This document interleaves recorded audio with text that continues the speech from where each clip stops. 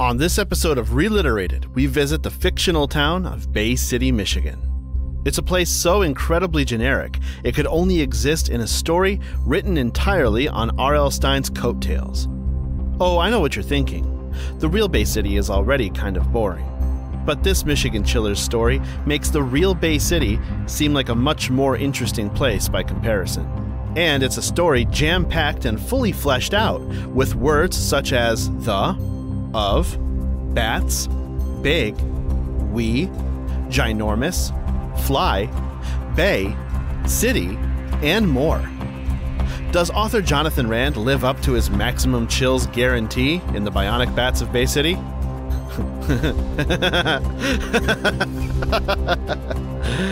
This is ReLiterated, the podcast that's keeping it spooky season till Thanksgiving.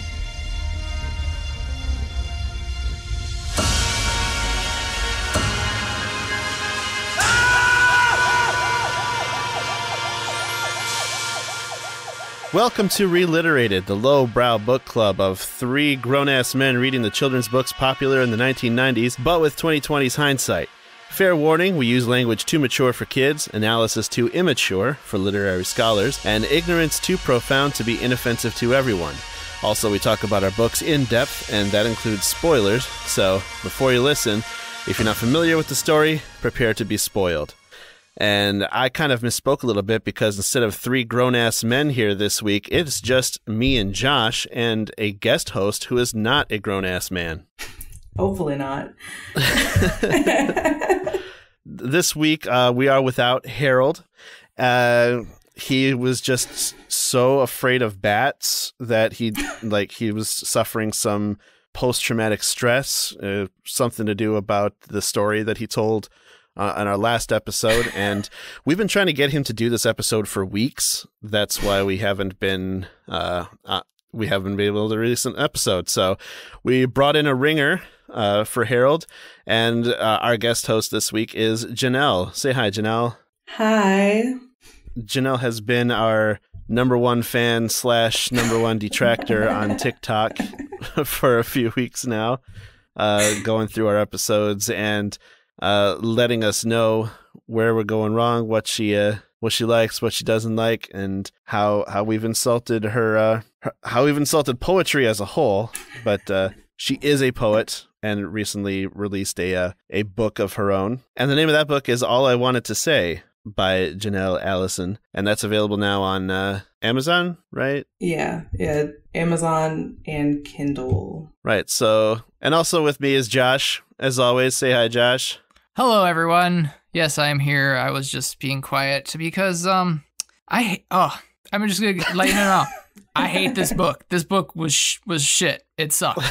I hated it. He's been stewing. He's had a couple extra weeks to stew over this book, but we just finally have to release the pressure valve and let out our feelings, don't we? I mean, I let you guys know how I felt as I was reading it and texting you guys about it. I hated it. So, yeah, it's not good. But I am happy that Janelle is here with us to help us analyze this trash. Because I have heard that she also felt very strongly about this, and it seems to be in the same vein as mine, so I'm okay with that. Mm-hmm. Yep, and also she's a resident of Bay City, so it gives a little bit more insight to just how insulting this book is. Grew up in Bay City and left for 4 years to Texas and then moved back recently. I know a lot about Bay City, and this book sucks. And the book, just in case you haven't read the title of the episode you're listening to right now, is The Bionic Bats of Bay City from the Michigan Chillers series, number 14 in that series, by Jonathan Rand. Spoiler, they're not bionic. So get that right out of the fucking way. Right. The American Chillers series, it's Michigan Chillers. And then the author moved on to do American Chillers, but it's a very formulaic series where it's like Goosebumps. You can tell he's trying to be like Goosebumps, but he's got a very specific shtick of inventing like an alliterative monster threat to the place that he's pandering to, writing about. Yeah, he's not really writing about the place. He's just pandering to a specific geographic area. For instance, he wrote one about Caseville, and so he, of course, made it about cheeseburgers because of the Cheeseburger in Caseville festival. And that's all there is to Caseville, though, to his credit. I mean, that's really all that's... There's a beach there. There's actually a really nice beach there. That's where my senior skip day was in high school. So take that back. Yeah, suck it, Andy. Okay, so Caseville has a beach and a cheeseburger festival. I wonder if the beach even came into the story. That's not the book we're here to discuss. Well, I'm not going to read it to find out, because no.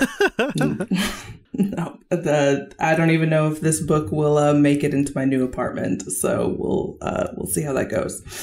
So the Michigan Chillers series has... how many books in it? Was it 27? 20 Michigan Chillers. And there were 44 American titles. Chillers. I remember 44 American, yeah, because because the country is a larger market than the state. So his strategy is to get out there into the larger country, because Michigan books aren't going to sell in like Idaho. You don't know that. That is 64 books too many. Agreed. Mm-hmm. Agreed. Mm-hmm. But he's been doing pretty well for himself since looks like he started writing these books in the year 2000. So the past couple of decades, he's been hustling. Yeah, these are the books that I remember a lot of kids reading when I was in school. Since I am 9 years younger than Andy, and what does that make me? 13 years younger than you, Josh. Something like that, yeah. So these are the books that a lot of kids read when I was in school. I was never allowed to. Different story, but I'm glad that I was never allowed to. But there are way too many books of these in public school systems. Definitely way too many for the kids' good. Some of the students in my classroom read them, and I cringe. So we know Janelle's connection to Bay City. Andy, what is your connection to Bay City? Well, I grew up in Auburn, and Auburn has Bay City Western High School, which is the school I went to, part of the Bay City area. So I have friends from Bay City. I eventually lived to Essexville, which is like Bay City Light on the... It's like the expansion pack for Bay City. White rich Bay City is what you're talking about? I don't know if it's the rich part. You can call it the rich part of town.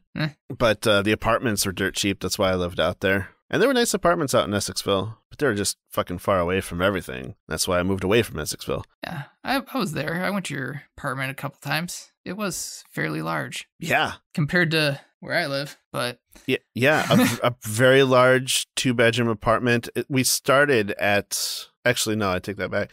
We started at $400 a month for a single bedroom, and then we moved into a 2-bedroom, and it was like $525 or something a month for a giant 2-bedroom apartment in Essexville. But yeah, then things happened, and here we are. Not in that apartment anymore. Yeah, here we are. Yep, I moved to Midland, and I still maintain friendships out in Bay City. Obviously, Harold's still out in Bay City. Mm-hmm. And Crazy Quarters Arcades out in Bay City. I visit that place a lot. Nice. I'm in Bay City. And Janelle's in Bay City, but I haven't visited her out there yet. No. That's because I am staying with my parents right now. That is perfectly fine. It is. If I could, I would. But they live in Michigan, so no. Cold. No, thank you. When you have lived away from your parents for an extended period of time and you have to move home. Ooh, I can see that being yeah, being an issue. Things can get a little cramped. See that? I'll say that. Mm-hmm. Well, my connection to Bay City is that my second year of going to Saginaw Valley, I decided I did not want to live on campus. And so I had to find a place, and I found a bedroom in a little old lady's house who, it was real cheap. It was $25 a week. So I was like, I will take that. 25 a week? A week. So like $100 a month. Sure, yeah. I was like, I will take that deal. But there were some strange rules, like I couldn't have friends over and interesting things like that. So I only stayed there for about a year, and then I moved to Saginaw. But I lived on Chilson Avenue, I think it was. Chilson? Yeah, Chilson, which was down just a few blocks away from where Harold lived. And I worked at the Bay City at on North, what is it? North Euclid? It is on Euclid, but the Little Caesars. Oh, North Union. Yeah. Yeah, the Little Caesars there. I worked there for several years, and that's also where Harold and I first started off as enemies because he hated me because I was like, I'm not going to work hard. I get paid minimum wage. Why would I work hard? to becoming friends, and now we have a podcast together. So yeah, that's my Bay City. Where also when growing up, when we went to the city for the day, we would go to Bay City because they had a cool mall, and I was from Elkton, which is a town of like 1,000 people. So going to Bay City was a big deal. So yeah, Bay City Mall used to be pretty hype. Oh, I remember when it was so huge, and like there were just tons of people there, and now it's just a mall. Yeah, it's barely even a mall. It's a movie theater, a Planet Fitness, a Spencer's. Wasn't the library there for a little bit? Yes. The Sage Branch Library had to relocate to the mall for a while, and my mom was working there. I think it was because they were remodeling the Sage Branch Library, and so they set up shop out in the mall, and everybody liked it when I was out there, but they finished the library and they moved back in. I spent a lot of time at the Sage Library. Didn't have air conditioning at the little old lady's house. Also, she was a hoarder, so there were literally like 3 rooms opened. So no air conditioning for me. So I would go to the Sage Library and just, read all day when it was hot. I read Go Ask Alice, which we have on our list. But yeah. Oh, you know what I think it was? I think there was a time that like the library had to really, really scale down operations. And I think it was because like they didn't get a millage passed or something. And so they like consolidated a lot of the librarians, closed a few branches, and yeah, I don't know. Yeah, I think that would have been when they closed the South Side. Yeah, you would have still been in town when that happened, right? Because they closed the South Side branch, and they moved all the materials from Sage Branch to the mall. Yeah, I don't know. It's gonna it's gonna bother me. Let's reluctantly get back to Jonathan Rand over here. And the bionic bats of Bay City. Andy, did you want to tell the listeners about somebody you may have ran into? Okay, before we get into the actual story, and I don't think we're going to spend a whole lot of time on the actual story of bionic bats of Bay City. Because it's shit. There is a few things that I want to point out in the story, but we'll get to that. But about a week and a half ago, we're in the first week of November, and so it was late October. Spooky season was in full bloom. I happened to be driving north on 47 towards Freeland and past Bain's Apple Farm, and saw on the sign to Bain's Apple Farm, "Welcome, Jonathan Rand, today, 1 to 4. And so I'm like, well, I've got to see what this dude looks like in person these days. Because I did see him like back in the day, like in the late first decade of the 2000s. I think he was doing like a book signing at a Meijer, and he just looked like this greasy guy in a suit with a ponytail and like just shyster numero uno, walking around like he's big stuff, whatever. But yeah, I went there to go scope him out, and he's out there in front of the apple farm with a couple of pop-up tables, got his books all laid out. He's got his signature holographic sunglasses on with I think the holographic skulls on him or something. Or I liked eyeballs. your text. It was, oh God, he's wearing the glasses. He's wearing the glasses. I took a selfie of myself, which is redundant. A selfie of yourself. Yeah.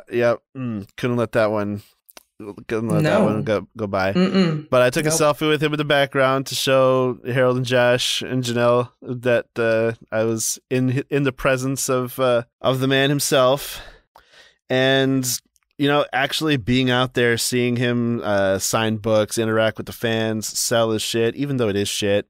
Let's be honest. I do gotta say I gained a little bit of respect for the hustle. I mean, I know I'm probably more of a capitalist than Josh is. Oh, I'm sure you are, seeing as I'm not one. He's putting in the work himself, still out there. He didn't have someone doing it for him. He's a couple decades older than when he started, and there's young people who were telling him how much they like his stuff, which is misguided, but somewhat admirable, I guess. It's getting kids reading. But it's not good. It's not good. So, but I do want to give him. Maybe it can be a gateway to better things. Hopefully, maybe, I don't know. Hopefully, but I do want to say that it was nice to find out that in 2007, his real name, by the way, is Christopher Wright. Jonathan Rand is a pen name. Right. And he lives at 3227 Meadowbrook Lane not so much, but he... That's a fake address, not doxing him. He became involved in exposing a case of animal cruelty and documented the case on a website called Thor's Warriors, a website that shows hidden animal abuse and cruelty cases to the public. So I was like, oh, well, at least he's doing something with his quote-unquote fame. So yeah, so he's a person. He's got a good heart in there. Yes. It's sometimes good people do misguided things. I mean, he's definitely got a formula for success, I guess. I guess it's a bad formula. It's keeping the chiller mobile with gas in the tank, I guess. But I'm a self-employed business owner, operator kind of guy. I don't know, but I'm just saying I respect the hustle, even though it's a small timer thing, even though it's not primo shit he's slinging out there, kind of like myself. He's still putting in the work, and I guess that's respectable. I get it. And if things were the way I wanted it to be, he would be able to write all the time, and we don't want that. So that's okay. And yet we want him to be better. Yeah. Do better work. Go back and fix your go writings. to a class and learn how to write. Research the places you're writing about. Oh God, research the places you're writing about. All right, so let's get into it. Let's get into the story. Terrible book called Bionic Bats in Bay City.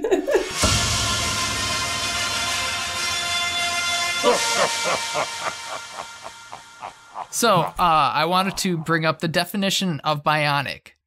Yes. Which is having artificial body parts, especially electromechanical ones. That doesn't happen in this book. There is 0 artificial body parts in this book. They are just big bats. They are just big bats. And I think the rationalization for using the word bionic is just well, they're strong like they have bionic parts. Well, yeah, they bring up bionic-like strength several times.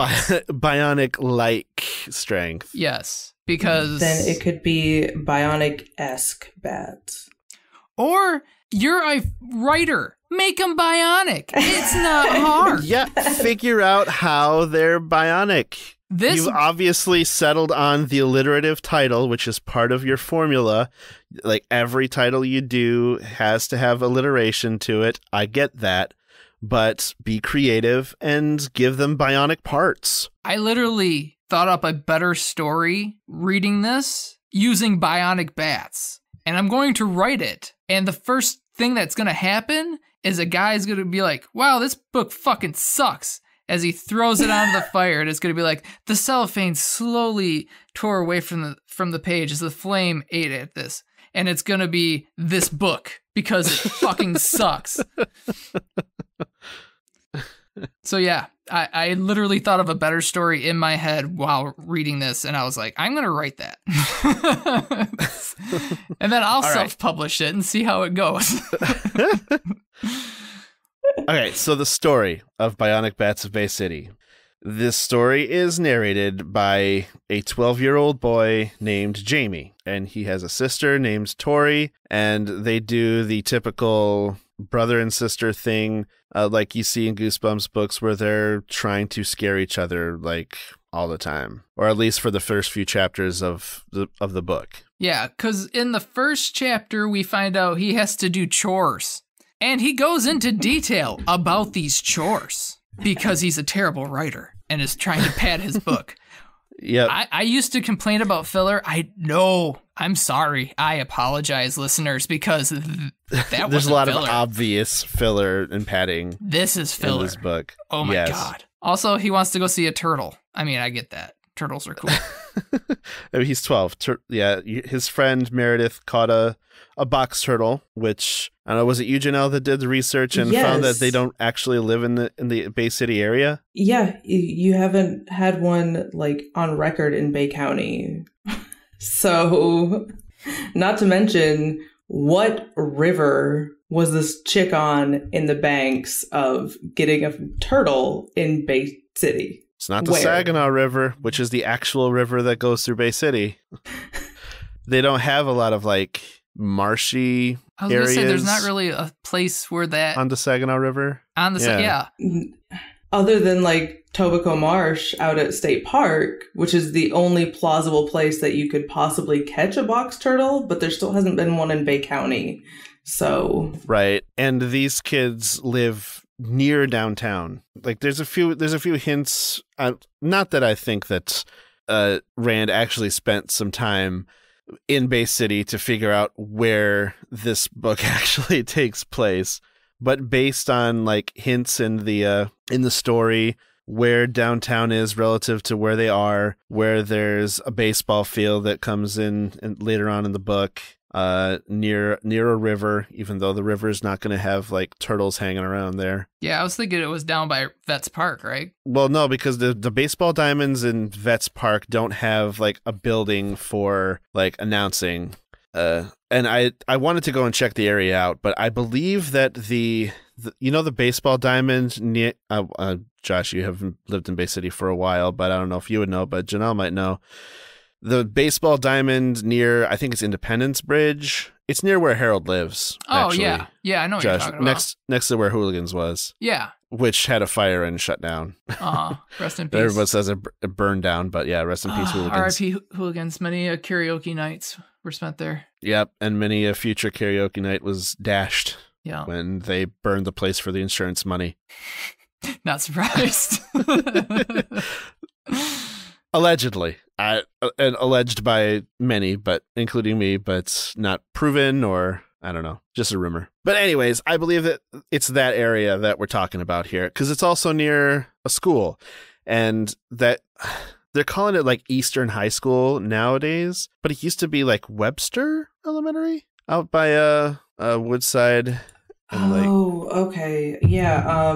No, that wasn't It used to just be Woodside. Or Woodside Elementary. Yeah, because it was actually when Woodside closed, it was East Side Middle School, and I went to 6th and 7th grade there before that closed.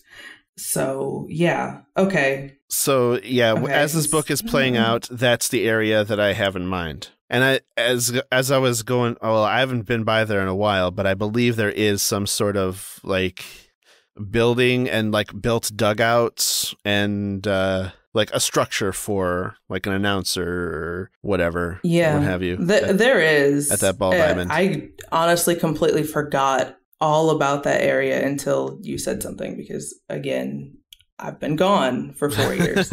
Right. And your parents are on the south side? We're on the south side. And so I almost never go over Independence Bridge anymore. But yeah, that's just a couple blocks from Harold's house. And I used to drive by that all the time on my way out to where I was living in Essexville. And I know a couple other friends of the show, Marky Mark and Matty Ice, they live out there, Essexville area, and they might be able to back me up. Send me a message, guys. Let me know if you know more about that Ball Diamond area. We might have to take a trip out there. I wanted to do like a goofy little movie spoof off of this, but life is kind of getting in the way right now of Harold even being here this week. So I don't know. I don't know if that's going to happen. It doesn't deserve it. It deserves parody. I disagree. No, not even parody. You wouldn't even. Again, it's not my time because I don't live there, so I don't have to really participate unless you want me to narrate something. I don't believe in burning books, but I believe in burning this book. Ooh. See, now mine is a signed copy. I wouldn't want to get rid of it. There's even a sticker on the front that says it's a signed copy. Of course there is. Why? Because he wants to make himself seem like a bigger deal than he is so he can become a big deal. It's the hustle. I mean, mine is signed by someone's grandma and grandpa, so I think that's a bigger deal. Mine is also signed by the kid who used to own the book. So his name was Christ. This child's name was Nathan. And he had this book in April of 2014. So mine's a crisp copy with nobody's name on it. Good for you. Was it even signed by the author? Hell no. Well, shit, I could have gotten it signed for you the other day. Cool, because it's still going in the little library, because I don't want this. A Michigan Chiller's book out in California. Yeah, let's see how long it takes before it gets taken. Okay, so back to the plot. What plot? There is no plot. Right. It's just every chapter is a setup for a kind of a cliffhanger, but not even. Some of them are like jump scare cliffhangers, and some of them are I was safe. Only I wasn't. ... Yeah, they were stupid. Like he tells you that that something's gonna happen, so there's no cliffhanger. It's just like it sets you up and then tells you, and then it has to go into detail in the next chapter. It doesn't.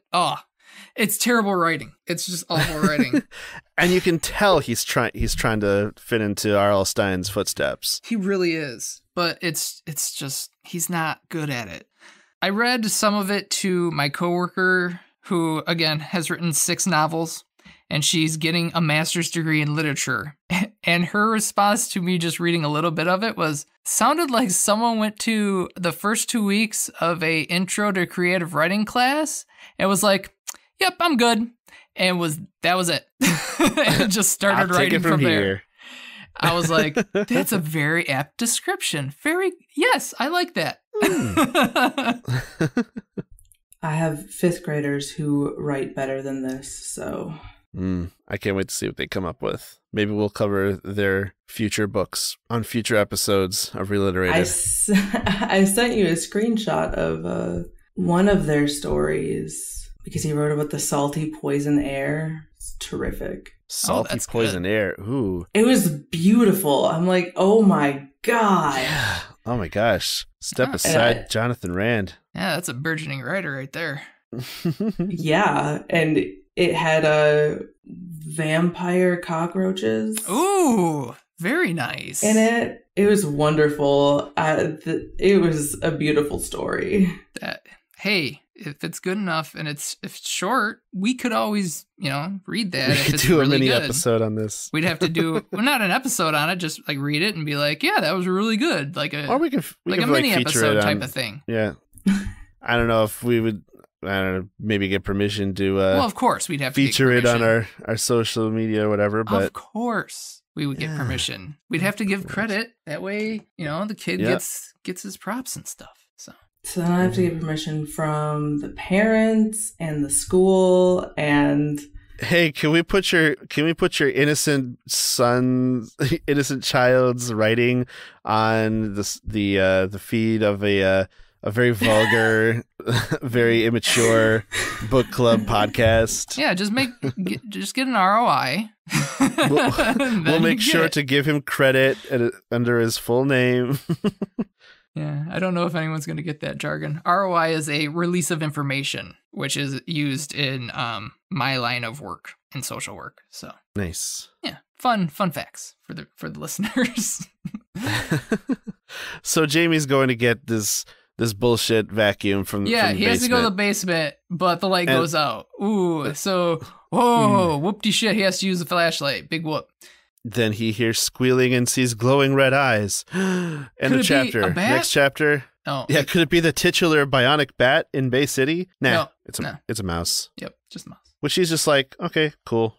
I like mice. And then he does chores for 4 pages. Well, he has to make sure he does them right, so that way he doesn't have to stay and do them again. And then they write about going back with the vacuum back to the basement. Seriously? Oh God, I hate this book. Yeah, there's more detail on what he does with the vacuum cleaner than there is on like what these actual bats are about. Yeah, it's terrible. I hate it. So I do. That's how we are trying to describe this book to you people. We are trying, but it was so bad. So chapter 3, he vacuums the house. Mom is making dinner. He tells her he wants to go to the playground. She's like, okay, but finish chores. Okay. End of chapter 3, he takes the vacuum back to the basement. Chapter 4, it's a little scary in the basement. And all of a sudden, he feels something bite him. Oh, no, it was just his sister. Mm-hmm. Yep, it was a sister jumping out, doing the little sister thing. And so then he finally leaves and gets to go see the turtle. That shouldn't exist. But. Yeah, okay, so chapter 6 is where he, quote unquote, sets the scene in Bay City. Terribly. Like, this is the result of his extensive research into our hometown. Bay City can get some pretty fierce snowstorms, too. But not now. It was summer, July 10th. Not a word about the famous fireworks festival that happens in Bay City. That's right.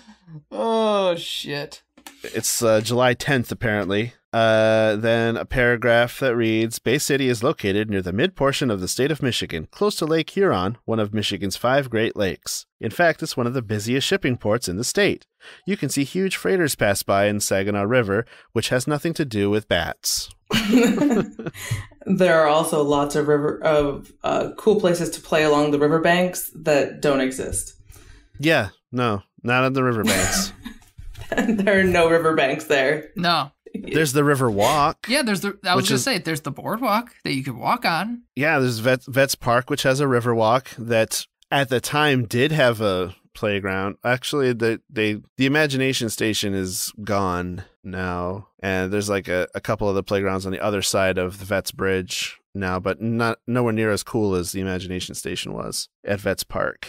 Yeah, that was my jam when I was little. I once got in trouble playing at that place after dark. We were in high school and we were playing hide and seek after a play performance, I believe. We were just all stupid teenagers and we're like, hey, let's go to the Imagination Station and play hide and seek. And then the cops roll up and they tell us to get the hell out. It was a good times. Yeah. That seems mighty sus, actually. Yeah, we were all just being super sus, playing in a playground after dark. As teenagers. Playing hide and go seek in a playground after dark. It seems a little sus. Dang kids. Teenagers are the worst. Just further proof that teenagers are the worst. Again, scare me. I don't like them. Several pigeons waddled on the sidewalk ahead of me. Do you know pigeons to be around Bay City? I've never seen a pigeon in Bay City. I mean, I looked it up, and there were 2. Technically, one of them is mourning doves, but yeah, mourning doves are not pigeons. Those I know about. Yeah, and then I could see how a 12-year-old would say that's a pigeon, but then there was another one, and I sent it to you, Andy, but I didn't write it down. So they're definitely not known for pigeons. There's way more seagulls. I was gonna say seagulls and mourning doves, sometimes crows, but not most of the time, I don't think. Rock pigeons is the other one. But anyways, this is the extent of information about Bay City that pops up. And you would think that for someone who likes to pad his writing so much, he'd include a little bit more facts about Bay City or just mention landmarks here and there. That would take, research and...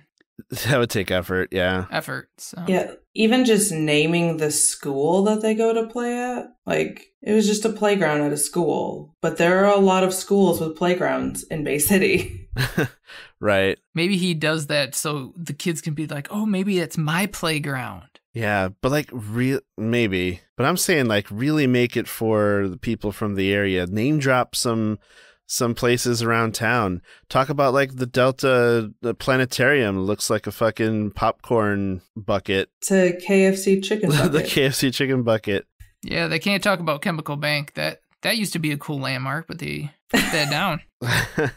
Chemical Bank isn't even a thing anymore. But their building was cool. I remember it being really cool. It was. The Chemical Bank building, yeah. It was really cool. There's not a lot of landmarks in Bay City anymore. There used to be the Texan. That's gone. Chemical Bank building's gone. At least you do still have the planetarium. Mm-hmm. You got that weird thing by the planetarium, that artwork. Oh, the friendship shell. Yeah. That's what you're talking about. Yeah, the toilet seat. Yeah, that. The toilet bowl, yeah. The toilet it's bowl. The friendship shell. Yeah. See, just off the top of our heads, we're coming up with more Bay City-ness than is in this entire book, and it's really sad. So yeah, he gets to the playground, and Meredith, his friend, yells at him to look out, 'cause something swoops down at him. Oh my gosh. But he's okay. And Meredith was like, it was a ginormous bat. So she apparently claims to have made up the word ginormous. I've been saying ginormous since I was a child. I think that's just a thing you do. Yeah, that got me so steamed up. It says right in the book, that's a word she made up. Ginormous. She says it's a cross between gigantic and enormous. It's not a real word, but she uses it a lot when she's describing something really big. So not only is he giving credit where credit is not due, he's explaining exactly what it is when we can figure it out from context, because paragraph padding. And he does this with the game of hide and seek. I know! In the next chapter. I know. Who the fuck does not know how to play hide and seek, and yet it merits like 2 whole paragraphs describing the process of counting while other people hide and then trying to find them unless they can run back to a safe zone. Like, what are you doing? I know you're writing to kids, but kids are the authority on hide and seek. Yeah. You don't need to explain to them what hide and seek is. They even come up with variations. It's crazy. It's like they're creative or something. Oh, yeah. You know what? Like, red light, green light is now very much back on the playgrounds because of Squid Game. Like, there's all these kids I'm seeing everywhere playing red light, green light, and then like pretending they're dead when they get caught moving after red light, because Squid Game is so popular right now. But it's a simple ass game that's been around forever. Yeah, I played it when I was a kid. Only now they're pretending that they're dying when they get eliminated. I've never seen it. I don't plan on watching it, so. I haven't watched it either, but in the show, it's a bunch of people take place in this life or death stakes game because they have like huge amounts of debt that they can't get out of. So they play for a huge cash prize. But the catch is that when they get eliminated, they get eliminated. Oh, okay. And they play this variation of red light, green light that has like a giant robot doll at the far end of a field. And when the doll turns her head when she says red light, and anyone who's moving gets shot on the spot and killed, and they have to make it past the line in order to advance. So that's what kids these days are are into on the playgrounds, playing the Squid Game. Super cool. I feel like there are so many easier ways to get rid of your debt. I mean, death is probably the easiest way to get rid of your But debts. there are easier ways to die, okay? But are they as fun? I could think of more fun ways to die, okay? That sounds terrifying. I remember, it's all for the enjoyment of others. Yes, because the other thing is that it's like a Hunger Games type broadcast game show deal. So, of course, the elites run it. So it's the elites running it. Yep. Fun. And I haven't seen an episode. This is just my understanding my understanding of what goes on in Squid Game. Yeah, again, I don't plan on watching. But it's like it's showing up on a lot of like the kids' YouTube stuff and. Okay, I was going to say that you described that way too well for someone who's never seen a single episode. Kids are fascinatingly like macabre somehow. It's the kind of stuff that my son has been into like since he was like 5 or 6 and now he's 8. Like the Five Nights at Freddy's creepy stuff, the like Bendy and the Ink Machine. All this like horror stuff, and it gives him nightmares, and he knows it's what gives him nightmares, but he can't not watch because it's other kids on the YouTube engaging with this stuff. So he's part of the crowd when there's like all this murder and shit going on. You want to know how I cured myself of nightmares? How'd you cure yourself of nightmares? Actually, I didn't really do it. It just happened. So I was 10-ish when The Ring came out. Okay. And my parents rented it, and they let me watch it while I was home alone by myself. And as soon as the girl got her phone call, the phone rang at the house. And I was terrified, but I answered it. Mm-hmm. It happened to be my parents. And I didn't sleep for like 2 or 3 nights in a row just because like every time I closed my eyes, I thought I was going to die. And then I was never scared of another horror film or anything like that again. So just let him watch The Ring by himself in like a year and a half. And while he's watching it, wait like 35-ish minutes into the movie, give him a call. He'll be fine. Yeah. It didn't scar me for life or anything. We're fine. Nice. Because that's the trick to getting over your fears is to just engage with it. Face that fear just a little bit, and then when nothing bad happens, you face it some more. And as you don't get like the negative feedback when you continue to face that fear, you'll not be so fearful of it anymore. That's exactly what my therapist told me about anxiety. That might be where I got that. I'm pretty sure it is. So you're welcome. So what happens next in the story? Well, I was going to say nothing. The turtle's name is Clyde. That's pretty cool.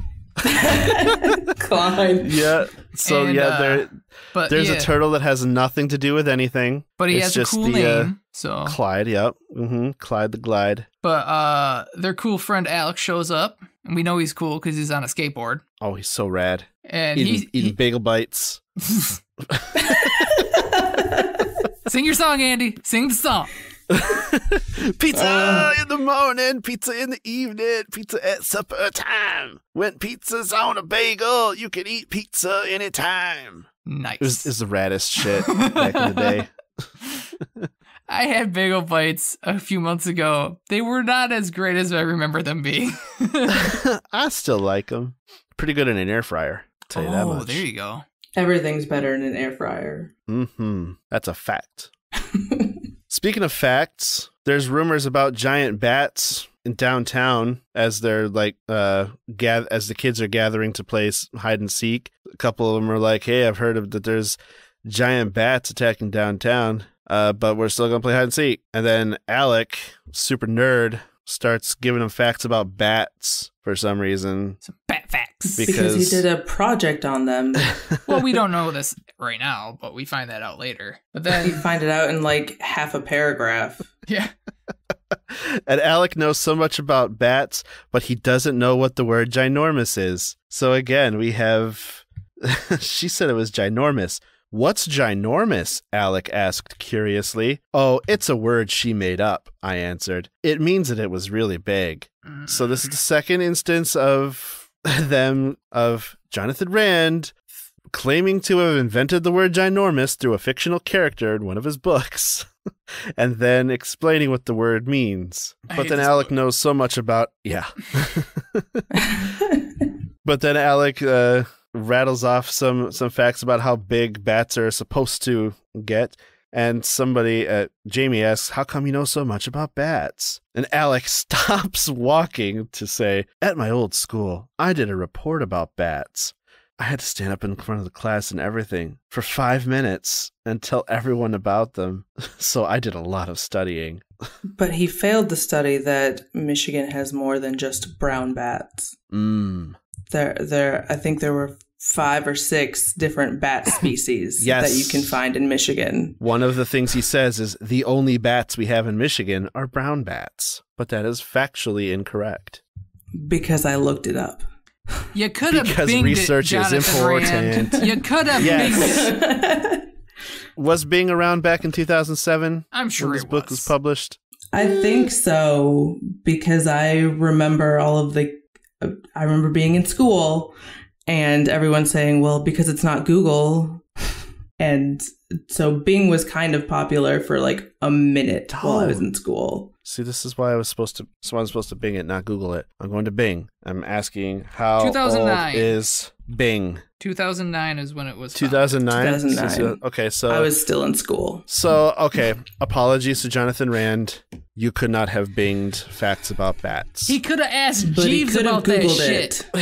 He could have Googled it or asked Jeeves. Or gone to your local library. Yeah. Libraries have been a thing for a long, long time. I'm going to Bing how old libraries are. I was just about to ask you if you were going to Bing that for us. Well, I know that they had the Library of Alexandria. That was a long time ago. Not anymore, they don't. No, it got burned down. The oldest library in the world is the Ebla Library, circa 2500 to 2250 BCE in Syria, the oldest known library. So Mesopotamians, I believe. So yeah, 4,500 years ago since libraries have been a thing. So no excuse. Yeah. Learn your cities, learn your bats. Anyways. Yeah, let's get to this terrible, terrible trash book. So they cliffhanger it with Jamie gets attacked by something in the sky, but it was just a kite. But it belongs to a guy named Bobby Reese. And of course, this kite is my favorite. He goes on and on about the kite. Who gives a fuck? Yes, he gets hit by a paper kite.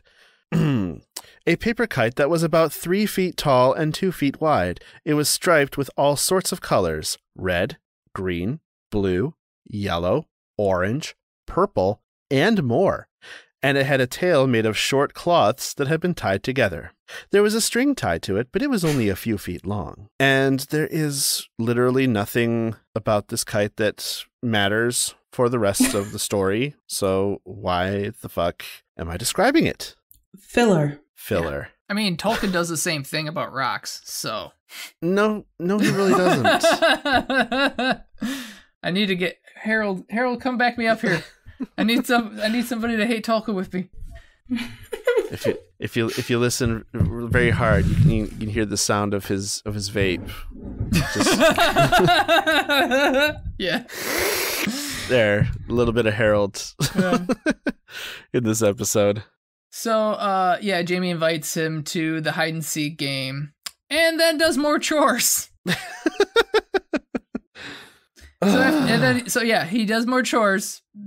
So more filler, and then he's like, all right, he's gonna go, but he has to take his sister. So he's like, you know what?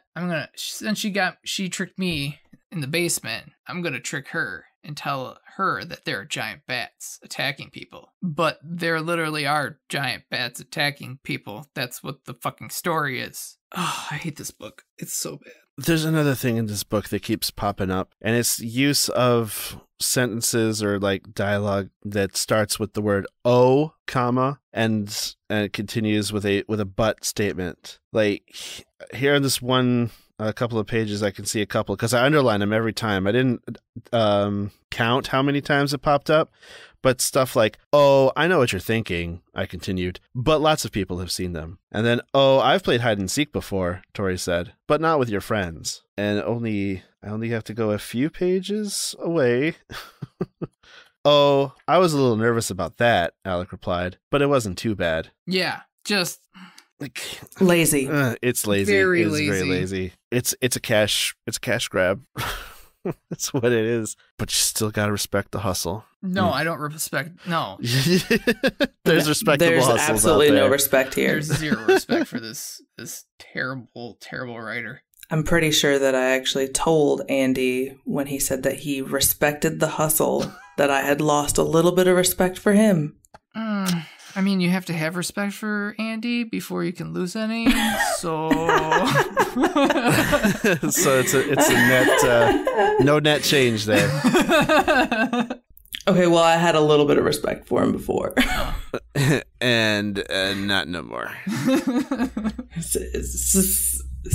Yeah, it's on the ground right now. Did you throw it on the ground? I did. I'm tired of holding it. I'm an adult. What do I look like, an idiot? So Jamie is trying to get back at his sister and talks about the giant bats flying around, to try to scare her because he doesn't really think that they're around. Even though he literally got attacked by one. Even though he didn't get a good look at it, and then his friend was like, "It was a ginormous bat." Wait a minute, what's ginormous? He said. Oh my God! No. Stop it! Stop it! Don't no. So yeah, he's hyping it up, trying to get his sister more scared, and it's working. And then right when he can't hold it hardly anymore, he turns and is like, "There's a giant bat flying right after us!" And so he takes off, and then so she takes off. So they run to Alex. Yeah, Alec. Yeah. So he starts laughing, and then Tori's like, "Oh well, he was just joking." And quote, she's mad, but quote, she deserved it. And then this is where he describes how to play hide and seek. Yep. Oh. I hate this so much.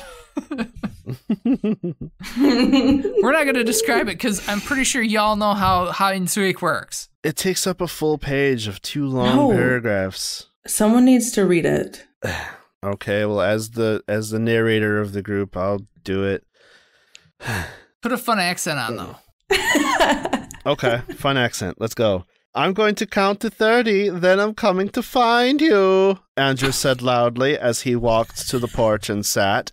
He covered his eyes and started counting. It was a pretty simple game, really. All we would do was find a good place to hide before Andrew counted to 30. If he found us, or if we didn't find a place to hide, he would chase after us and try to tag us. If someone made it back to the porch before he found him or her, or before he tagged him or her, that person was safe. And that meant the kid wouldn't be it during the next round. Even though it was a really simple game to play, it's always a lot of fun, especially after dark. I headed across the street and darted between 2 houses. There were a bunch of bushes behind one of the houses, and I knew I could hide there without being seen. Of course, we'd all played hide and seek so much that most of us knew all of the good places to hide. The trick was finding a place where you could see the porch and the person who was it. Oh, hi, Mark. Bravo. Like we know how hide and seek works. So Andrew is counting. Andrew is it. He's counting. Jamie is hiding, and he looks up and he sees for the first time, a giant fucking bat with giant fangs flying directly at him. End of chapter 13. Yes, but luckily the bat misses him, because again, he's in the bushes. So this chapter, something relevant actually happens. Yes, this is where the book takes off. So it took chapter 14 to get a legit giant bat.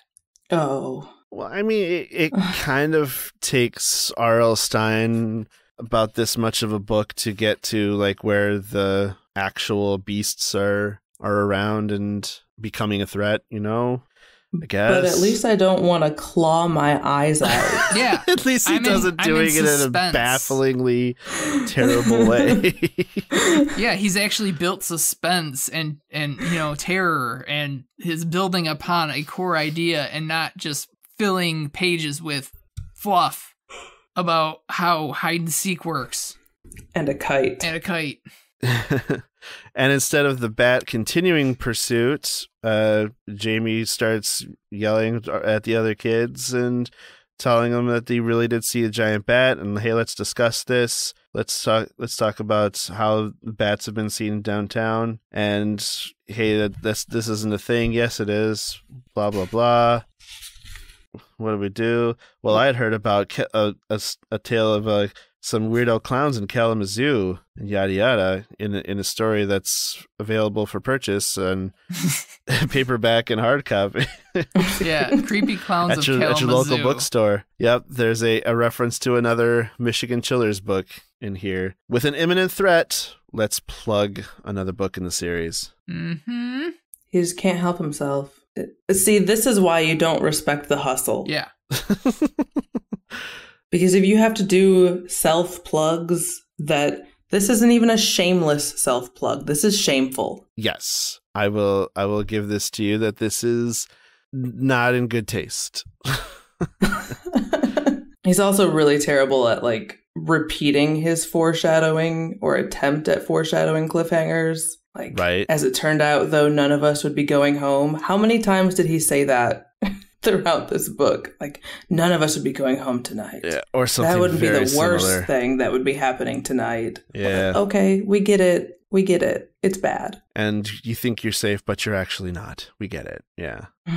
So yeah, they look up and they start seeing a bunch of stuff coming out. They start seeing dark silhouettes and such, and then they heard the flapping of the body of their wings, and then a cloud of bats descended upon them. We're at chapter 15. We just got to chapter 15. Where 5 kids are running so fast. Kids ran fast. You've never seen them run that fast. Oh my God, they're so fast. They're like Sonic. And if anyone was watching us, they probably thought we were running a marathon race. I'm sorry. Yes. Unless you are an Olympic athlete or someone who trains to be fast in a marathon, you don't run a marathon fast. No, Thank you. Pace yourself. Yes, you do not run as fast as you can in a marathon, idiot. As someone who has actually ran a marathon, you don't run it fast. You run it long. It is a very long, very, very painful day. If you're running a marathon to get away from something, you're going to get caught. You want to run a sprint. Yes. Do the 100-meter dash. Yes, there you go. You are thinking of a sprint, sir. Marathon race. What? No one says a marathon race either. A marathon race, yes. It's a little bit redundant, but he needs those extra words in there for reasons. Gotta get his word count up. Yeah. Yep. He's got the publisher breathing down his neck. God forbid he actually described the bats, but he doesn't really. He just says they're huge and that their heads were as big as basketballs. But he doesn't actually describe the bats at all. What the fuck, dude? Ugh. This is bad writing. It's just terrible writing. All right. Let's go marathon pace here. Yeah, we can do that for sure. Aren't we already going a marathon pace? No, Don't you want to go sprint? So they're running towards the baseball field now. Yep, they run and they hide in the dugout. Yep, they make it to it's a semi-enclosed dugout, and they pile up benches that they're finding around, which I think they go up and down with the benches, which means that they need a whole shitload of benches. They would need, I'd say at least 5 or 6 benches. And it doesn't describe how long they are. So we don't even know. Of all the things to describe, he doesn't. Oh, He doesn't describe things we need descriptions for, and he describes shit we don't need descriptions for. Fuck, I hate this guy. And how many benches are inside a dugout anyways? 4, maybe? Yeah, like lengthwise from left to right. Not enough to block off the it doesn't matter. They do it. They multiply the benches and make like a wall. They build a big, beautiful wall. Yeah, and they're safe. To keep the bats out. And they're safe. So, of course, they're like, let's leave because they're safe. Let's leave. We don't see any bats. They can't get us here, but we'd like to go home now. And see, this is one of the ends of the chapters that I hated. On chapter 16, it was just terrible. He's like, here's what we'll do, Alex said. And we began to make a plan. A plan that was about to fail. We just didn't know it yet. That's not a cliffhanger. Give your reader a little bit of hope. You took away the stakes. You lifted up the stakes and then you tore them away the very next sentence. Don't do that. Just go into the next chapter instead of adding that sentence that was not needed in any way, shape, or form. I have a degree in communication and my minor was in creative writing. That is why I'm allowed to talk shit about this book. If you need my credentials. You got the bona fides. Did I say that right, Janelle? Bona fides? What? What was that? Bona fides. Most people say it as bona fides, but is that like Latin? Probably, but you want me to actually go and look it up? Like, I thought you knew more about Latin than I did. Just making a reference to the one time that you critiqued our Latin pronunciation of a name that you chose. Yeah. Jokes are funnier when you have to explain them. Oh, I'll get you. It's okay. Besides, if we want to have fun, we'll have me try to pronounce it because we all know how that's going to work out. Yeah, I still would like to hear you take a crack at what my old name was on there. Not even going to try. I mean, I did pronounce it in a video, so you do have that to go off of. That's true. I'd still probably mess it up somehow. Probably. Right. It's okay. Like the Haudenosaunee. Haudenosaunee. So, chapter 17 opens up with some more bat facts. Ooh, more bat facts. And I think Alec again having to explain that he did a report on it. Yep. Again, limited research that the author did. Yep. We have to justify the mindless rattling off of facts somehow. And we can't say it's because the author looked them up in a children's book about bats. Or just found the Wikipedia article. Yeah, Wikipedia was a thing in 2007, right? Oh, dude, yeah. I should know. I graduated college in 2006. I used Wikipedia. Yeah. I entered high school in 2006. You shut your mouth. I had to do reports where we weren't allowed to use internet research because it wasn't trusted yet. So how's that? Is it trusted now? I mean... Yeah, because it can be constantly updated, unlike books. So my bachelor's degree is in political science. My minor is in history, so research heavy. But one of my history professors would actually say that if you pulled up a Wikipedia article, just looked at all of the sources that used to get your actual source of information. Yeah. Yeah, that's what I used to kind of do that. I would be like, what books do I need? I go to the Wikipedia, find the books, go to the library, get the books. That's how I did it. In high school, it was driven home to us to never trust Wikipedia for anything. So just in what would have been 6 years between the two, the story really changed. And I was like, cool, Wikipedia, here I come. Unfortunately, what I'm finding a lot with Wikipedia is when I try to click on the sources that they cite, like those are dead links now, or like old articles that don't come up anymore. It's because you didn't donate to the Save a Wikipedia Foundation that they kept on advertising a while back. Really? You get the premium shit if you if you pay. No, you just have to make sure that Wikipedia can like stay active, and they kept on asking for donations. Like, give us $1, and I'm like, no, I don't want to give you anything. Why would I do that? Okay, then you don't get to see the sources. You just have to take our word for it, motherfucker. And that is why collective knowledge will die. Because it's not free. Because capitalism. Collective knowledge will die because Jonathan Rand keeps writing books that he doesn't research. Because there will always be conflicting information that is taken as equally valid. But that's a depressing topic for another time. Yeah. We don't even have Harold here to get started on it, but I'm sure he'd get started on it. Oh, he would totally get started. If only he were still alive. I mean, I could get started on it. Oh, God. I fucking spoiled it, didn't I? Harold will eventually die, people. But these people run for Alec's house. But Meredith gets grabbed. And they said that she gets grabbed by the neck. So they pick her up off the ground. Which, don't be a coward. Let it be a thing. Let it, one of them needs to go.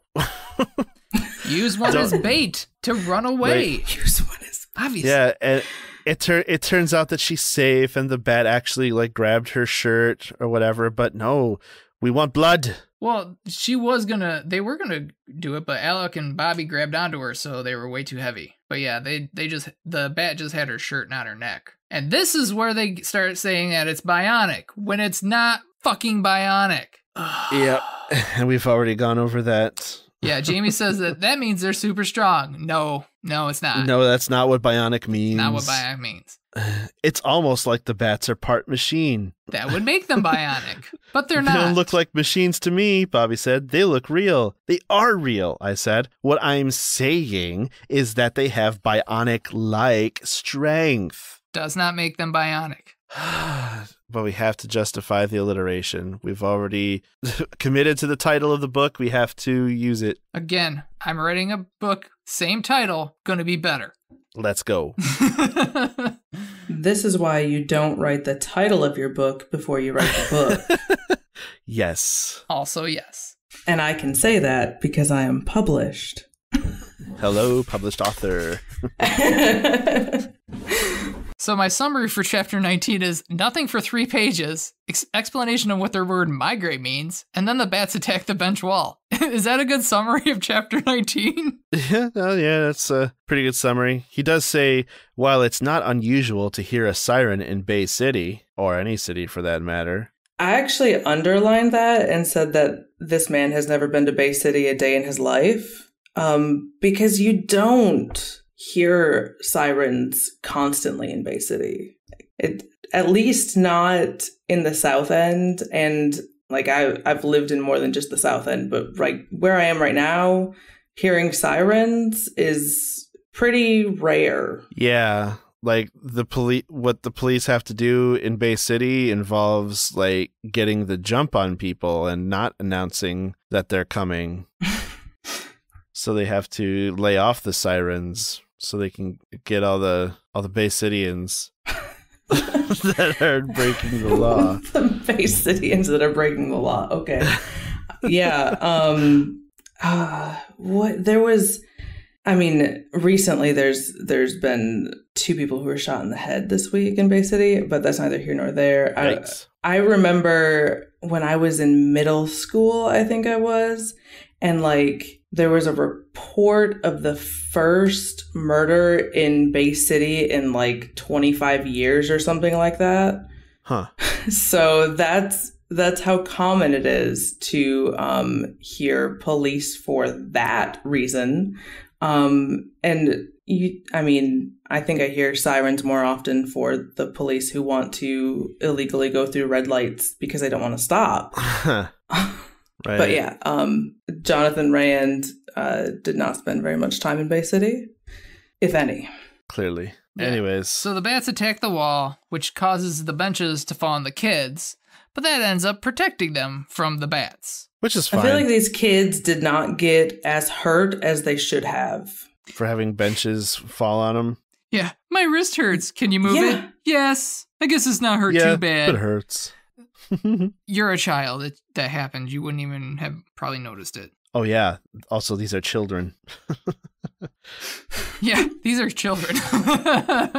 With heavy benches falling on them. But anyways, But Bobby comes up with an idea. Turns out Bobby's dad is bad at life and is a volunteer groundskeeper. And since he keeps forgetting the key, he hid one at the field to get into the concession stand. The press box and the concession stand, same building. And I want to visit that site to see if that's what it is. But I'm not holding my breath because it's much more likely that this is a made-up place. I'm almost positive it's made up. Again, no research was done. And also, things may have changed in the nearly 20 years since this was written. Bay City doesn't change that much, dude.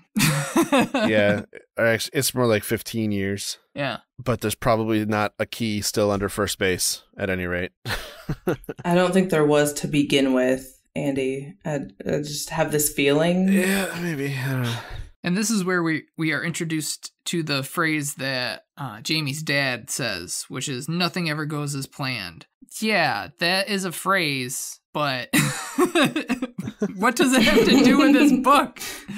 Nothing ever goes as planned. I mean, it's true. And then again, with the really bad non-cliffhanger, I always wondered why he said that. I was about to find out why.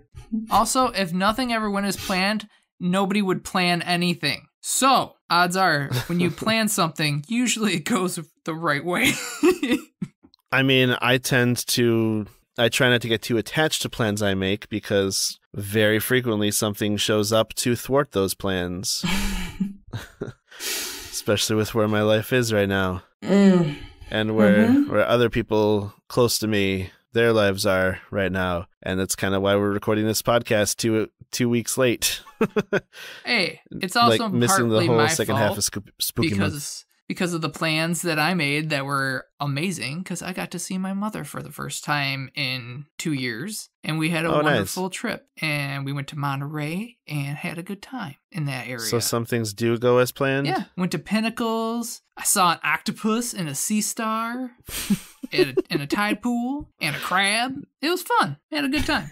Nice. And yeah, I got to see my mom, and yeah, we had a wonderful time.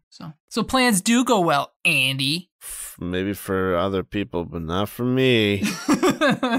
Not as of late. Not anyway. old Eeyore. Sometimes they go okay. Yeah, sometimes they go okay. There are some times where things work out, but recently not so much. Yeah, not without the expectation, like all the way up to and including when those things are happening. Of things going awry. And things do oft go awry. So that is a much better phrase than nothing ever goes as planned. You can have like that one for free, Jonathan. So they're trying to figure out what they want to do. Should they stay and hide? Should they take off? And then they decide that they're going to run out. But he has a silly thought. Then Jonathan Rand explains the Three Little Pigs. Why? Oh, why? Filler. Exactly. It's fucking filler. And it's not good filler. No. Again, it's the Three Little Pigs. Everyone knows that story. Do you think he used it because it's public domain? Yes. Actually, that makes sense. Yeah. That would make sense. So the plan was to run out and get the key. But of course, when they get out there, they can't find the key. And that's where the phrase, nothing ever goes as planned. It's because they can't find the key. But, they find the key. Of course. Next page. Find the key. So then they're able to get to the concession stand / press box. But then they hear something up in the press box. Something's on the upper level, huh? But what is it? I don't know. We won't find out for a couple chapters. Isn't that great, guys? They're foreshadowing, but not the way you're supposed to, because you're going to forget about it by the time that we get to it. They spend a whole chapter wondering what it is. Yep, and then eventually it came down the stairs. And was it a bat? Nah, dude. No. Just a little chipmunk. Damn it, Dale. Damn it. So what could have been described as, it was just a chipmunk, was this. I'll tell you this much. We never expected to see what we were seeing. We had thought that perhaps a bionic bat had somehow gotten inside. Wrong. It was only a chipmunk. Seriously? Ugh. Writing is trash. Sorry. It's so much filler. Like, this is the first time that I think that I've ever agreed with you, Josh, on your use of the word filler as being bad. Again, I don't think I'll ever... I haven't been saying filler for the last probably 2 chapters. But, yeah, compared to the early stuff that we were reading, that wasn't filler. Nope, that was just... No. That was just decent storytelling. Yeah, that was just decent storytelling. So we're spending quite a bit of time. We get caught in this trap very frequently, just getting caught in the minutia of what happens, and it's really not worth doing that with this book.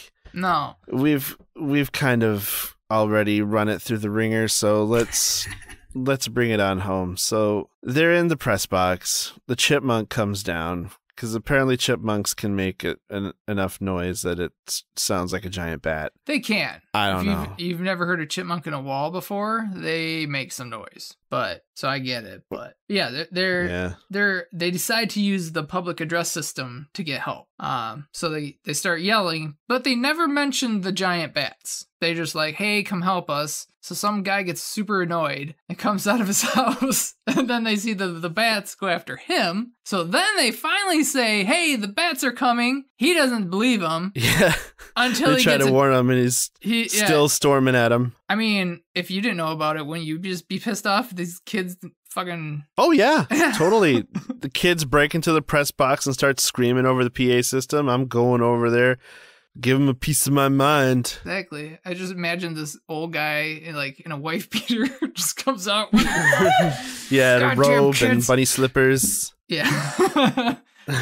I mean, I'm wearing these fuzzy Crocs, so I could totally imagine him wearing those because they are. You're wearing fuzzy Crocs, dude. They're so comfortable. You have no idea. Highly recommend anyone. Fuzzy Crocs. That's where it's at. Fuzzy Crocs. I don't have fuzzy Crocs, but I have regular Crocs. And I will say that I swore against Crocs since the beginning of Crocs. But when I was pregnant, my feet hurt and I needed something. And so I bought some Crocs and it was wonderful. Huh. Yeah. Telling you, Andy. And they make fuzzy. They do. They do. I have tie-dye fuzzy socks or fuzzy Crocs. They are awesome. I have tie-dye non-fuzzy Crocs. Good taste. Great minds think alike. So this dude is storming the press box. He's going to go chew the kids out. But and then he gets attacked by bats. They try to warn him. And the bats swoop on him. And do they carry him away, or what happens? Oh, let me get there. I think so. I don't think he this got is not a joke. Away. Run for your life. When I get hold of you, I'm gonna... His flashlight fell to the ground and went out. It was all over for the angry man with a flashlight. I mean, they don't know what happened to him because he dropped his flashlight and they can't see that far. Yeah, they were too far away to see if one of them was carrying the man. But because this book is for kids and because the author is a coward, the man turns out okay and uninjured. But we don't know that yet. No, we don't know find that out till the end. Yet. We find it out as kind of an afterthought at the end. Yeah. Like, oh, wait, I should probably tell him about that guy that didn't die. He should have died. He should have died. There should be a casualty in a horror story. Come on. So they're up in the press booth, and then a bat's like, oh, I know, I'll just smash through the window. So bat flies at the press booth window super fast and smashes it into a gabillion pieces. A gabillion. Not a real number. So why are you hating on your friend for saying ginormous? See, now this word you can claim to have invented in the world of your story, but ginormous is a word that exists outside and people know about it. But gabillion, I've never really heard of it here except here. So maybe that can be your word that Meredith invented. I don't know. It's frustrating. Apparently, according to Urban Dictionary, it's the amount of frivolous government spending of my hard-earned tax dollars. Gabillion? Yep. I can go along with that. So where are we in this story? I mean, it all just kind of blurs together after they get to the press box. Oh yeah, the dude. The bat just smashed into a gabillion. Oh yeah, into the window, and it went to a gabillion pieces. Yeah, and we learned about the government spending. So Alec runs downstairs and he grabs bats. Yeah, to defend against bats. Yep, the low-hanging fruit. They're fighting bats with bats. I mean, there's definitely that's okay. I don't mind that. I mean, they are at a baseball field, so and it's probably the reason that they're at a baseball field so that they can fight bats with bats. You just know that Jonathan Rand was like, you know what's a clever idea? They should fight bats with bats. Maybe that's the question you should have asked him. To be like, did you write the fighting bats with bats first, or were they at the baseball field first, and you just realized that you could do it afterwards? Why did you say they were bionic when they weren't bionic? That's what I would have asked him. What was the question that I said that you should have asked him when you asked? When I was there in his presence? Yeah. Something about why he sucks. I don't know. Or probably. Or what you should do. And I was like, kick him. Kick him. I'm pretty sure I texted you. Tell him I said his writing is bad or something. Just tell him I hate him. Something like that. No, it wasn't him. Right. It was specifically his writing, because I don't hate him as a person. I hate his writing.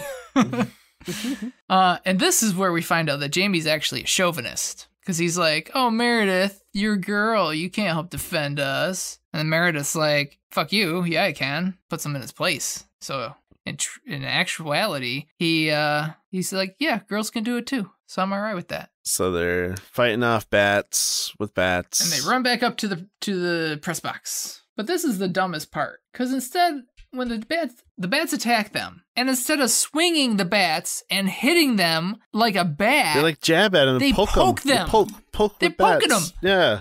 It's, okay, so this is... Swing away. Didn't you see signs? Swing away. You guys have seen The Princess Bride, correct? Yes. Yes. I hate in the fire swamp when the ROUS attacks her and she just kind of pokes it with the stick. I hate that part. I'm like, swing it, you stupid idiot. And then she finally does, and then it does something. Surprise. I hate that part of the movie. This is the only part of the movie I don't like. I love that movie. It's my favorite movie by far. Okay, so the bats eventually get in, no matter how hard they poke. No matter what they do, they just keep poking and poking, but they can't keep all the bats out forever. So one of them gets in and they run downstairs. Well, first they try to block they use a table to block the window, and they brace it with boards. But even that doesn't stop them. So they squeeze and they get through. And but who cares about that? We're summarizing. Yeah. They run downstairs. Yep. And then they're like, oh, the bat's too big to fly downstairs. But then something comes flying down, and it was just a regular bat. So the big bat disappeared, but they can still hear other big bats.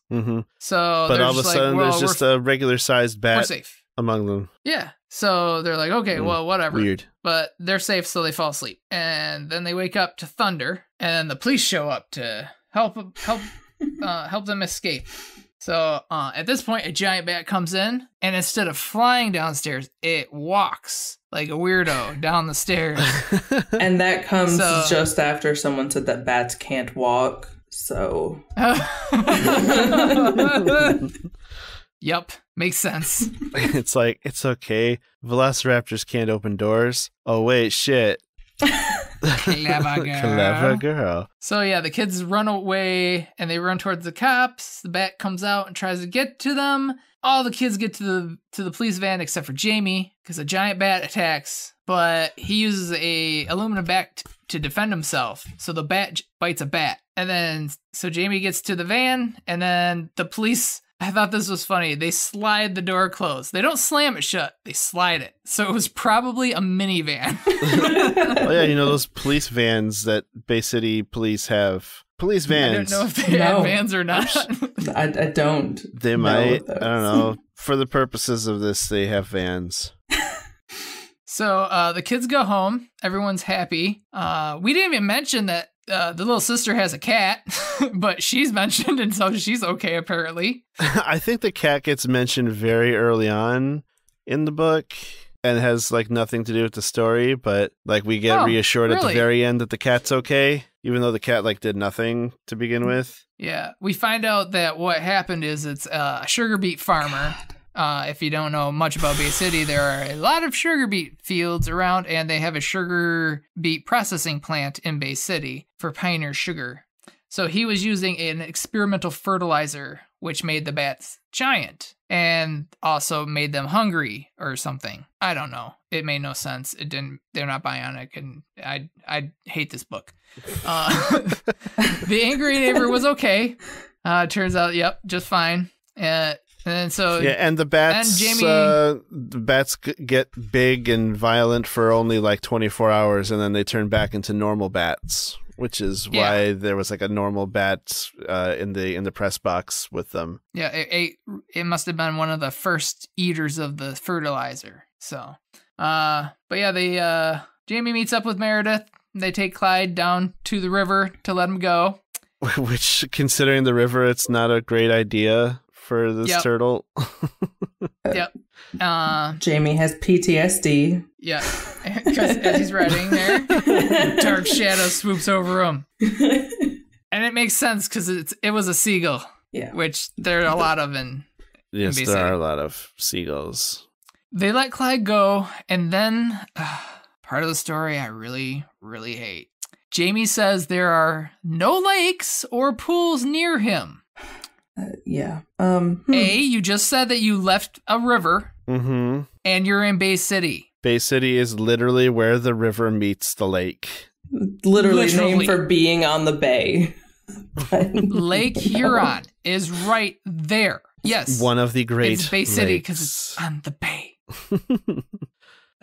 I guess, does he not consider Saginaw Bay to be part of Lake Huron? I don't know. I guess not. I don't know. Yeah. Again, he didn't do any research.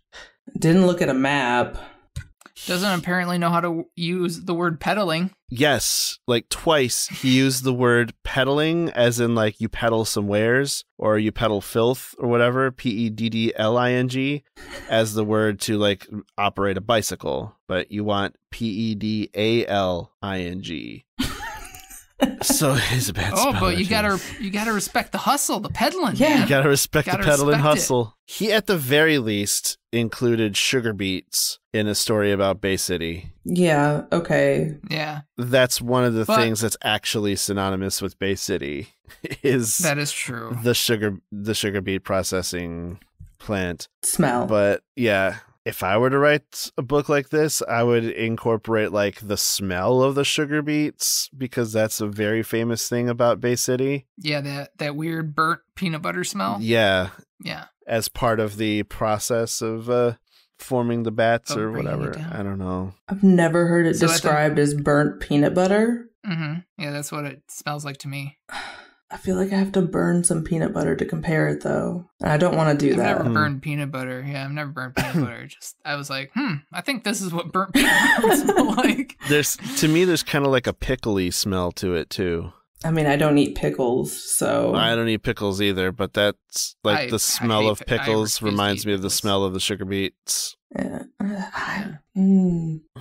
I'd have to think really hard if it actually like triggers a specific scent to me, but it just smells like crap. It is it's not awful. A good smell. Every so often, the entire town will smell just bad. Yeah, pretty much a good chunk of Huron County also at that same time because there's 2 or 3 plants. There's one in Sea Wing, I know that. I think there's one over near Harbor Beach. So, because there's a lot of sugar beet farmers up in the Thumb. Right. But the problem with the whole making the bats are giant based on some sort of experimental fertilizer, some weird chemicals in the sugar beet growing process is it makes them mutant bats rather than bionic bats. Bionic, yeah. And that doesn't alliterate. Nope. And of course, we can't escape this book without him peddling some more of his own wares. Peddling. He meets a girl named Michaela and it sets up the next book, which would be, if we wanted to, which we're not going to, it would be the Calumet Copper Creatures. And yeah, I'm not gonna read that book. I'm not gonna read any more Michigan Chillers. No. I'm not. Nope. They're bad. The only reason I might want to read any other Michigan Chillers is like if I have knowledge of the town or whatever, and I want to see like just how much that comes into play in the story. Like there's one about Saginaw, and I'm just a little curious to see like how Saginaw it is, what he includes in it. It has to do with spiders, doesn't it? Sinister spiders in Sinister Saginaw? Spiders in Okay. Saginaw. Yeah, I won't be reading that one. He probably has the Mutants of Midland. Nope, there's no Midland one. Oh, he needs to make one. Why, are you going to read it? No. I'll make it. It'll be better. Perfect. Oh, yeah. To set up because you do have it before like, he gets around to it. You got to scoop him. I should. you have the runoff from Dow Chemical. Like, Yeah. That's what I'm saying. I'm a better writer than him right now because I took more than one class on writing. You know what? I bet he's like too much of a coward to go against Dow and saying that something from Dow is like mutating people, or mutating animals or whatever, because you know they probably are. But well, Dow There's a bunch of is, blinkies around. yeah. there was something years back about them dumping stuff into the river at one point. So Yeah, sounds like I need to start my own Michigan Chillers type books. Call it Michigan I got Monsters. 2 story ideas. Michigan I already have Monsters. 2. Yeah, Be my better Michigan at Monster alliteration than Rand. I already have my Mutants of Midland and my actual Bionic Bats of Bay City. I already have the plot figured out and everything. It's great. I just have to write it. So yeah, if anything, this book inspired me to write again because I'm like, I can write better than this guy. So much better than this guy. So yeah, that was this book. Obviously, I don't recommend it. Andy? I think he stepped away. Ah. So we will return to our recommendations. Yeah. More stuff I got to cut out. It happens. Yeah. We were just talking about your beard. It is it's getting bushy. The bushy beard of Bay County. Oh, no, we met Janelle. She's your beard. Nice. Ooh, I am on point tonight. You see what happens when Harold's not around to monopolize all the humor? Okay. Yeah. I go crazy. I used to do stand up. Josh gets to thrive. Yeah. So. But, we miss you, buddy. Come back soon. Miss you. Yeah. Well, he'll be back. It's okay. He'll be back. Hopefully for the next episode. So yeah, as I was saying, I do not recommend this book. It is trash.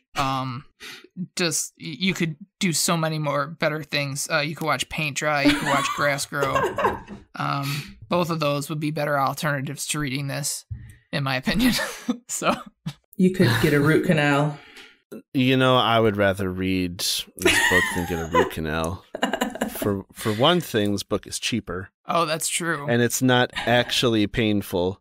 It was painful for me. Okay. You know, I do actually kind of have a weird fascination and enjoyment of terrible things.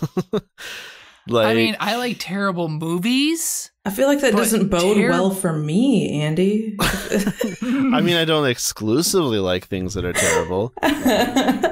But, you know, I like being able to talk with people about how terrible something is, about how awfully bad and ridiculous things are. But you could talk about how bad root canals are then. Yeah, but I really don't want to experience that because they're actually painful and expensive and okay, yeah, they are. And I physically hate physical uncomfort or discomfort. Uncomfort. Yes, physical uncomfort is bad.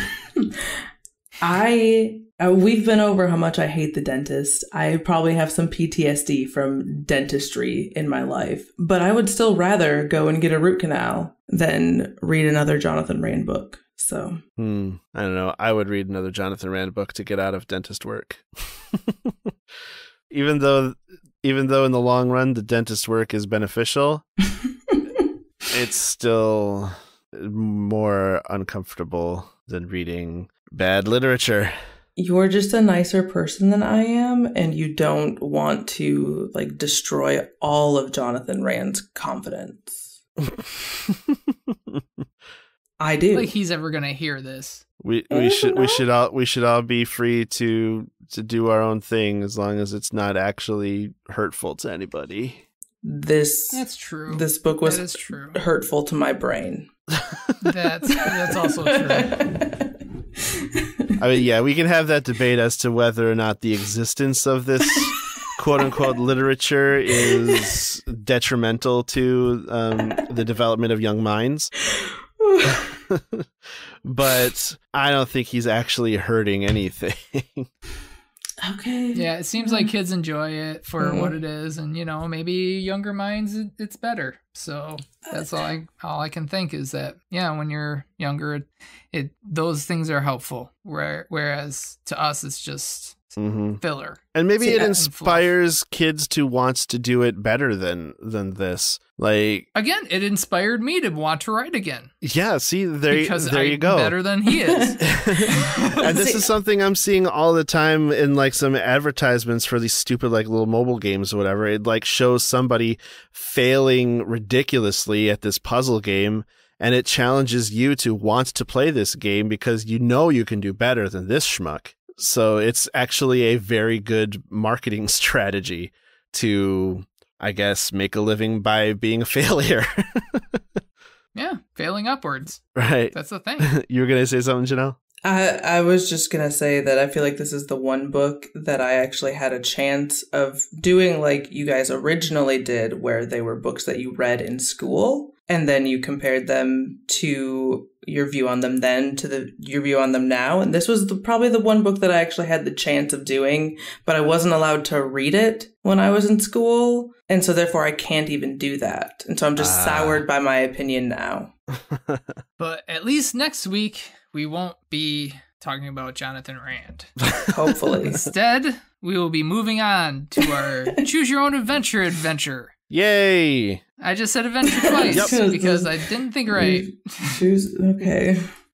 We're still technically in spooky month, I guess, even though it's November now. But we're still in our spooky chapter. It's a spooky chapter. Yeah, just spooky chapter. Mm-hmm. And we're going to be doing The Escape from the Haunted Warehouse by Anson Montgomery. There are 14 different endings, but we will come to probably 3 of them. Oh, only 14. Huh. Hopefully that doesn't mean that there's a lot of pages in between decisions.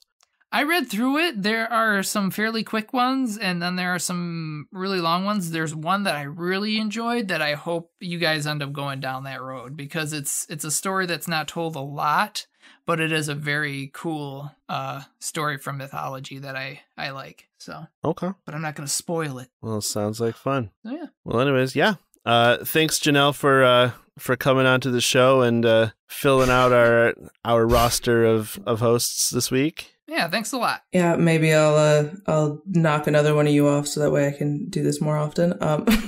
I can't wait to hear your review of this episode on TikTok. I'll review myself. Yeah. Oh man, like, that guest host was amazing. The Gemini J is going to hate this one. Why do we have to refer to me by my handles? Can we just go by my name? It's fine. He's trying to promote you. That's why. Yeah, I'm hooking you up. There are other ways to promote me. It sounds really strange.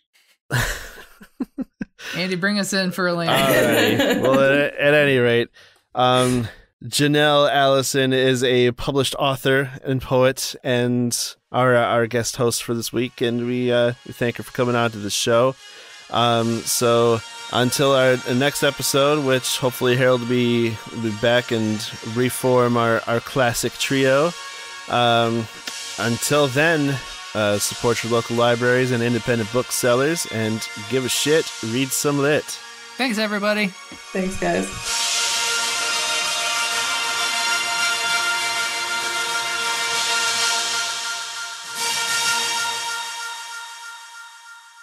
This has been ReLiterated, a production of the Chocolate Milk Friends. If you enjoy our show, please consider giving us support by subscribing, recommending us to your book reading, podcast listening, 90s nostalgia enthusiast friends, and rating and reviewing us on Apple Podcasts and Audible Podcasts. Those go a long way towards getting us in the ears of new listeners. And don't forget to engage with us on Facebook, Twitter, Reddit, TikTok, Instagram, or YouTube. You'll find us at ReLiterated on all those sites. Or send us an email at reliterated@gmail.com. We'd love to hear from you. Thanks for listening.